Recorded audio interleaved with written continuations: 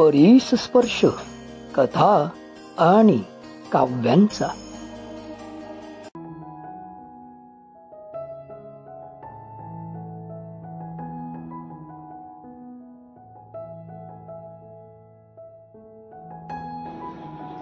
नमस्कार मित्रांनो, परिस्पर्श कथा आणि काव्यांचा या माझ्या युट्यूब चॅनलमध्ये पुन्हा एकदा आपल्या सगळ्यांचं स्वागत. मित्रांनो, दसरा संपला.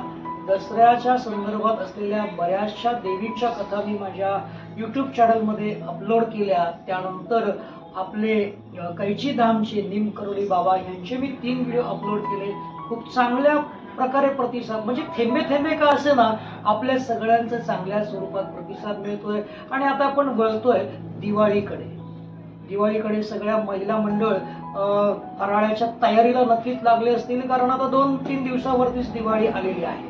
मग आपण ही दिवाळी साजरी करतो. दिवाळीची आपण वसुबारस दिन साजरा करतो. दिवाळीत आपण नरक चतुर्दशी साजरा करतो, धनत्रयोदशी साजरा करतो, लक्ष्मीपूजन, पाडवा, भाऊबीज असे दिवाळीचे 7 दिवस आपल्या भारतात अगदी मोठ्या प्रमाणात आपण साजरे करतो. माणसं परिस्थितीने कुठल्याही स्थितीत जगत असले तरी आपापल्या पद्धतीने आपापल्या आर्थिक परिस्थितीच्या माध्यमातून सण मात्र नक्कीच साजरा करतात. म्हणून भारताला सणांची भूमी असं म्हटलं जातं, देव देवतांची भूमी असं म्हटलं जातं. जे दिवाळीचे 6-7 दिवस आहेत, या 6 दिवसात अगदी ऊर्जा संपूर्ण भारतीय जनतेच्या मध्ये आलेली असते. आणि हे 6-7 दिवस आपण का साजरा करतो? असे काय घडलं होतं पूर्वीच्या काळामध्ये की आपल्या पूर्वजांनी पिढ्यानपिढ्यापासून ह्या गोष्टी आपल्याला साजरा करण्यासाठी प्रवृत्त केलं? तर त्या संदर्भात म्हणजे दिवाळीची जी वसुबारस आहे तो सण का साजरा करतात, नरक चतुर्दशी का साजरी केली जाते, धनत्रयोदशी का साजरी केली जाते, या संदर्भात काही पौराणिक कथा आहेत आणि त्या कथा आपल्या समोर पोहोचवणं माझ्या युट्यूब चॅनलच्या माध्यमातून मला आवडेल. तर आज आपण पाहणार आहोत वसुबारसची कथा. मित्रांनो, वसुबारसची कथा आपली गाय आणि वासरू यांच्यावर आधारित आहे. गोमाता, आपल्याला माहिती आहे की आपण गायीला गोमाता म्हणून संबोधतो. जेवढा आदर आपण आपल्या आईचा करतो, जेवढा आदर आपण या वसुंधरेचा करतो, तेवढाच आदर आणि नतमस्तक आपण गोमातेसमोर होतो. कारण फार पूर्वीच्या काळापासून आपल्या पूर्वजांनी आपल्या मनावर बिंबवलेला आहे, गोमाता म्हणजे देवाचा अवतार. तर मित्रांनो, वसुबारस या गोमातेशी संबंधित गोष्ट आहे. आता आपल्याला माहिती आहे की आपण ज्यावेळेस गावच्या परिसरामध्ये राहतो त्यावेळेस बऱ्याच जणांच्या घरामध्ये गायी असतात, बैल असतात आणि आपण देवाचं प्रतीक म्हणून गायी बैलांचं म्हणजे त्यांना नमस्कार करतो आणि त्यांचं दर्शन घेतो. परंतु आता सिमेंटची जंगलं वाढली, शहर झालं, आपल्याला गोमातेचं दर्शन काही घेता येत नाही. मित्रांनो, खरं सांगू का, माझ्या घरी सुद्धा गोमाता आणि वासरू आहे. भले प्रत्यक्षात ते नाही आहेत, परंतु त्यांची ही अशा स्वरूपाची प्रतिमा माझ्या घरात आहे आणि सकाळ संध्याकाळी मी त्यांची पूजा करतो आणि त्यांना नतमस्तक होतो. मित्रांनो, वळूया वसुबारसच्या गोमातेच्या कथेच्या संदर्भातली गोष्ट आपल्याला सांगतोय. एकेकाळी काय झालं की एक गाव होतं, त्या गावामध्ये एक कुटुंब राहत होतं आणि त्या कुटुंबात एक म्हणजे अशा बऱ्याचशा गायी होत्या आणि त्या गायीपैकी एका गायीला 2 पिल्लं झाली. एक पिल्लू होतं अगदी गव्हाच्या रंगासारखं, तांबड्या रंगाचं, आणि म्हणून प्रेमाने त्या घरातली म्हातारी व्यक्ती त्या पिल्लाला म्हणायची गव्हाळे, म्हणजे गव्हाच्या रंगासारखं दिसतं म्हणून गव्हाळे. आणि दुसरं पिल्लू जे होतं ते म्हणजे हिरवं हिरवं गवत त्याला खायला फार आवडायचं आणि त्या हिरवं गवत खायला त्याला म्हणजे सगळ्याच गाई म्हशींना किंवा गुरांना आवडतं, परंतु हा जरा जास्तच त्याच्यासाठी हावरा होता आणि म्हणून त्या म्हातारी स्त्रीने त्याचं नाव ठेवलं मुगाळे.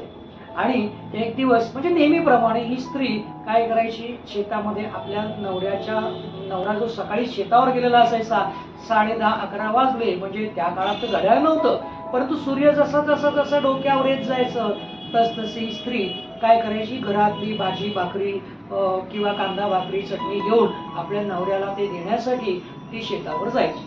तर एकदा असंच ती शेतावर जात असताना त्या स्त्रीने आपल्या सुनेला सांगितलं की अगं, मी यांच्यासाठी शेतावर काही न्याहारी घेऊन जाते, मी येईपर्यंत गव्हाळे आणि मुगाळे शिजवून ठेव.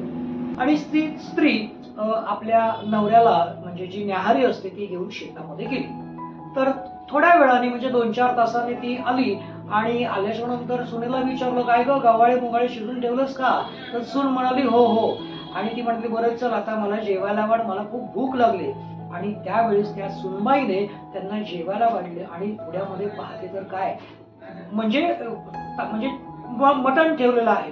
ते म्हणाले, हे काय शिजवलं, हे काय आहे?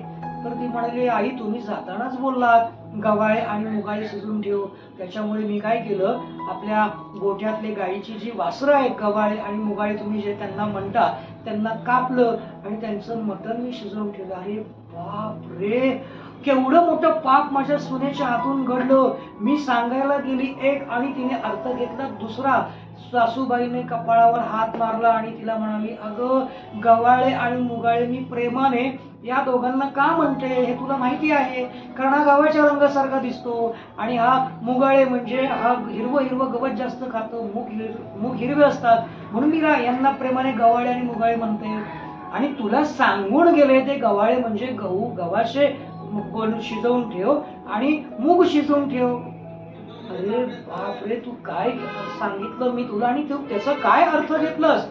तर आता सासूला पश्चाताप होतो आणि सासूच्या म्हणण्याचा मी अगदी विपरीत अर्थ घेतला आणि माझ्या हातून गव्हाळे आणि मुगाळे या दोन वासरांचा बळी गेला. ती सुनबाई सुद्धा पश्चातापाने तिथेच रडत बसते, सासू रडत बसते. आता काय करावं? मग संध्याकाळी ती वासरं जी चरायला गेलेली असतात ती वासरं हळूहळू या गोठ्यात येतात. तर या गव्हाळे आणि मुगाळेची जी दोन वासरं असतात त्यांची आई गोमाता इकडे तिकडे हंबरडा फोडते. त्यांना आपली पिल्लं काही दिसत नाही, आपली वासरं काही दिसत नाही आणि ती खूप व्याकुळ होते.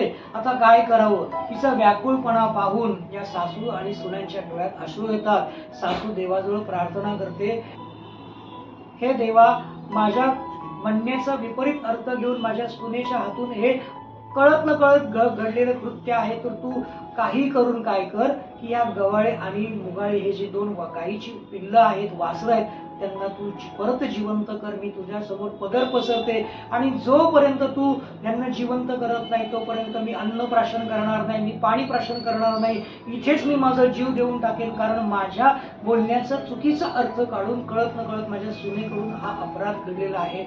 आणि ती देवासमोर नतमस्तक होते. ढसा ढसा सासवा सुना रडू लागतात आणि त्यांच्या या प्रेमाचे प्रेम पाहून त्यांची म्हणजे मनातली जी तळमळ पाहून खरंच देव प्रसन्न होतो आणि क्षणार्धात त्या गव्हाळे आणि मुगाळे नावाचे जे वासरू होते त्यांना जिवंत करतात.